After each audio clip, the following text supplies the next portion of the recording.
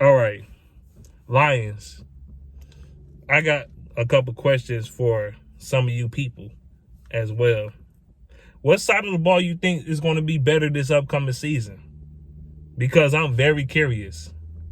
The offensive line look like the best unit on the team, but will the offense still be better than the defense, or will it be the same?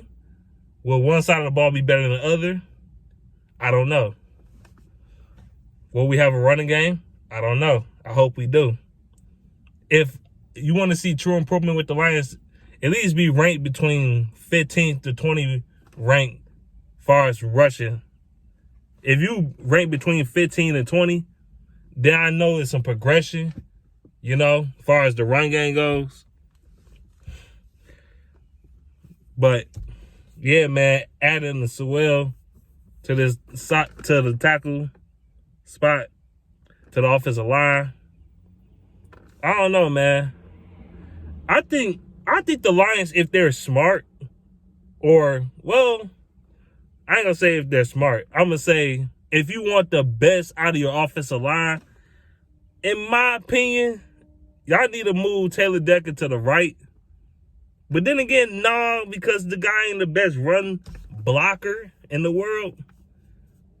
He's not the best run blocker. Especially you don't have Frank Radnow and Jonah Jackson coming over there to help Taylor Decker make the left side strong. Because they shift over to the left when we run to the left. Sometimes I see Frank Radnow block Taylor Decker guy.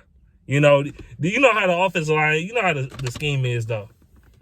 But anyway, I think to get the best out of Sewell, you want to put him on the left side. Now, granted, y'all say his arms ain't long enough, and that's true. But he's much more athletic than Taylor Decker. He's more athletic than Taylor Decker. And you need your left tackle to be athletic, to have good footwork. That's what Sewell got.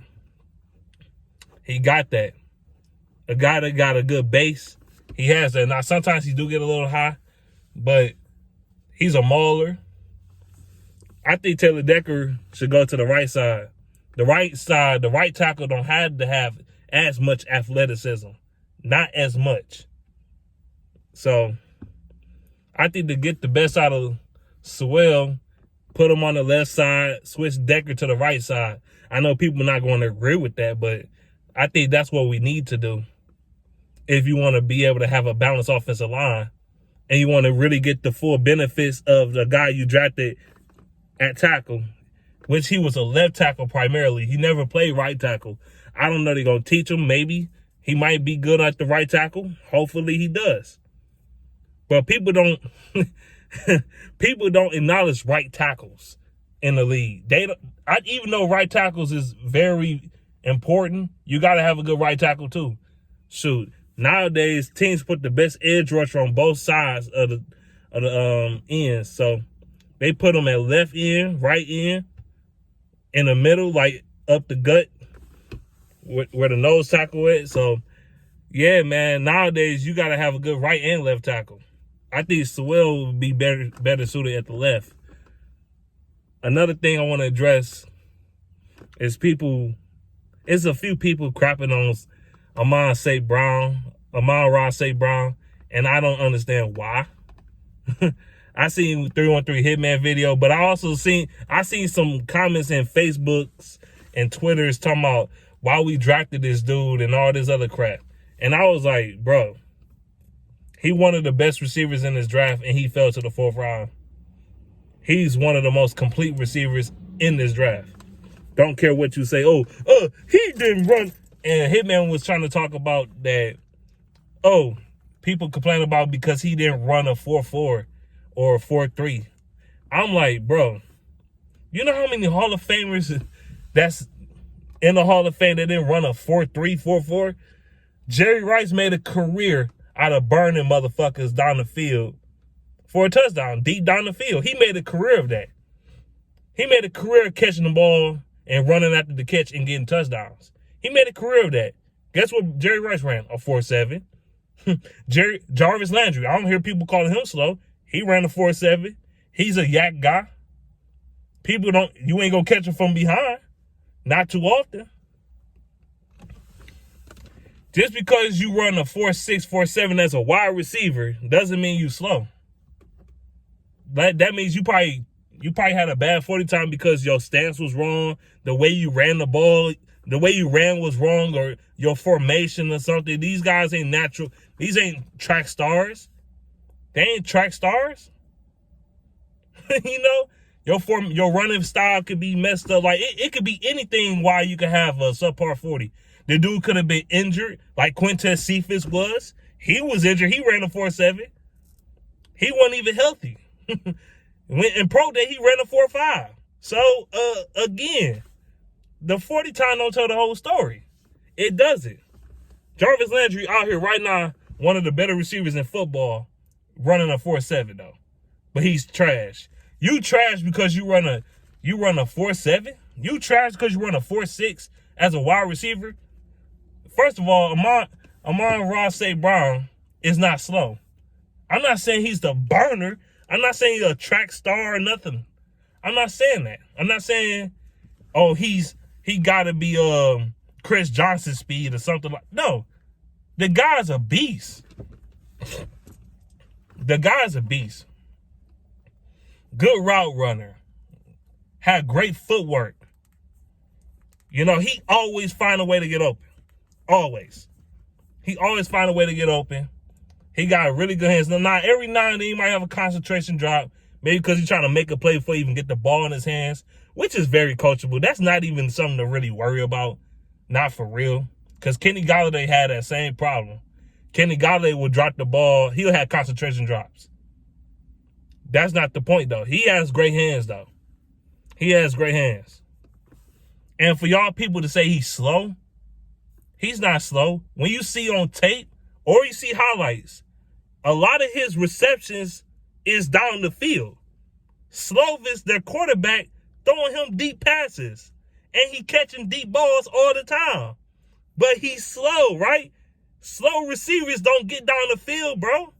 They don't get down the field. They do not catch 50, 60, 70-yard passes. It been one pass he caught out the slide. He caught the ball and he took it to the house. And it was yak yards. It wasn't like he caught it and he didn't get no yak. No, it was off a yak. They didn't catch him from behind either. Amon Ross St. Brown, he's more of a long strider runner. Like, it take him longer to get in full speed. But once he does, you're not going to catch him. He's one of those type of runners. He's not a guy that's going to be like, boom, out the gate. Not everybody going to take off like that. Not everybody.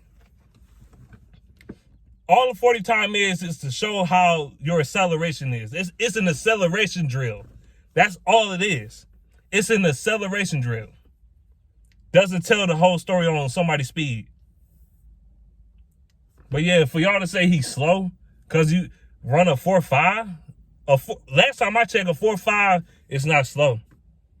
And I bet you a lot of you motherfuckers can't even run a 4.7 or a 4.8. Fuck a 4.5. You can't even run a 4.9. A lot of you dudes that talking shit, y'all can't even run run Tom Brady speed. But y'all want to sit up here and say this dude's slow? And I'm like, bro, slow where? He not a super burner, but he ain't slow. Like I said, Kenny Golladay when he was here, I said he ain't the fastest, but he not slow. You know? I mean, come on, man. Come on, y'all. I think he gonna be a steal in this draft. He remind me of Doug Baldwin. That's who he remind me of. I know some people say Golden Tate, and I was like, nah, I don't see Golden Tate in him. He's tough like Golden Tate, but he's not Golden Tate. Golden Tate is more shiftier. You know, Golden Tate got more wiggle, a little more jukes in him and tricks in his bag.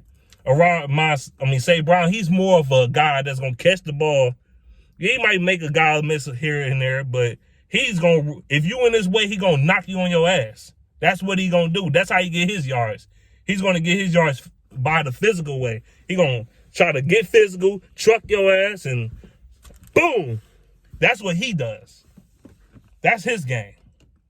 And that's okay. It's okay. If that's his way of getting yacked, then by means, shoot, get that yak. He not a juicer. That's how Doug Baldwin was. Doug Baldwin not a juicer. He not really a guy that's gonna break your ankles and all of that. Doug Baldwin was gonna run through your ass or something. He remind me of him. That physical, and he could block. I mean, Doug Baldwin was a good blocker too.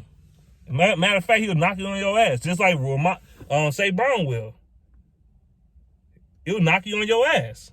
I seen him block. He a good blocker. I mean, shoot, that's an underrated trait for a wide receiver as well. You got to be able to block. But yeah, man, I talked about long enough about him.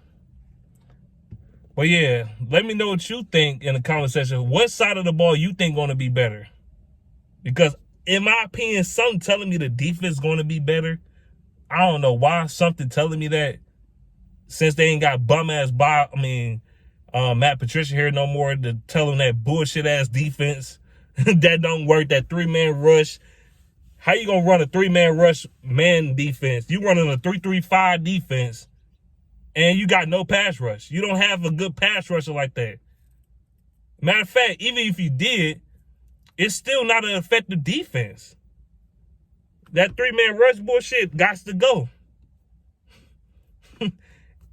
Shoot. I hope Aaron Glenn teach them different. I hope he teach them run discipline as well. I hope the defensive coordinator and the defensive line coach teach them run discipline. Because we need that.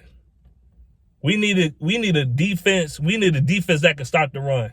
We need a coach that's really setting their mind on stopping the run, because the Lions' run defense was trash. Yes, our pass defense was trash too. Yes, it was. Both of them was trash. But I don't think because of talent. It's because the corners got to cover for like 20 minutes because the damn pass rush can't get to the fucking quarterback. They can't get to the quarterback because they three-man rushing. They not being disciplined. It's not a disciplined defense. And he couldn't coach or teach them shit on the run defensive part. Ugh, I can't talk today, can I? I need to get some sugar in my system. And I need to go drink some juice or something, man, because I'm a little sleepy. I can't talk today. But I would edit that out, but nah, whatever. But anyway, we need gap control. We need a guy that's going to teach them how to stop the run. We need that. That's the number one goal. You got 2 defensive tackles. You got a bunch of them. And now you got a bunch of ends. And I know we capable of stopping the run. You don't want to see Aaron Jones having a 75-yard touchdown without even getting fucking touched. He didn't even get fucking touched. And he had a 75-yard run up the fucking gut. You want to see that again? But people complain about getting D tackles. That's fucking stupid. Y'all cried about defense all offseason. As soon as we draft 2 defensive tackles, where you get the defensive tackle? Where you get the wide receiver? I get it. We do need a wide receiver. But defensive tackle is a bigger need in the grand scheme of things. Don't you get tired of Aaron Jones? Don't you get tired of motherfucking Dalvin Cook fucking getting 200 plus yards on you every time he see the Lions? Don't you get tired of that shit? Don't you get sick of it? I do. I hate that motherfucker. I hate his ass. He a lion killer. I can't stand that motherfucker. I'm tired of him running that shit. Or any running back for that matter running all over the Lions. A couple years ago, remember, what's his name? Josh Jacobs from the Raiders. Josh Jacobs. He ran that ball all over the fucking Lions. And Matt Patricia's garbage-ass defense. Ran the shit out the football. Killed us. Any running back with a pulse killed the Lions' fucking run defense. But yeah, man. And one more thing to respond to. Mondoe Moore. I seen you feel some type of way because I was criticizing Stafford in that one video, even though that video was 2 days older than what the video you seen you know, on there. The previous video.